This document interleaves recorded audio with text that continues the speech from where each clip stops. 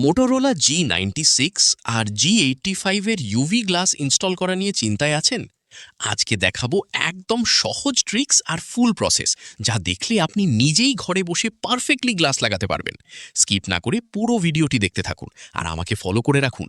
ট্রিক্সটা ভালো লাগলে অবশ্যই লাইক, কমেন্ট এবং শেয়ার করতে ভুলবেন না কিন্তু। মোটোরোলা G96 এবং G85 ফোনে পারফেক্টলি ইউভি গ্লাস লাগানোর একদম সহজ নিউ ভার্সন ট্রিক্স। ফুল প্রসেসটা লাইভ দেখাচ্ছি, শেষ পর্যন্ত দেখতে থাকুন আর আমাকে ফলো দিয়ে রাখুন। কাজটা ভালো লাগলে লাইক, কমেন্ট আর বন্ধুদের সাথে শেয়ার করে দিন। Glue protection.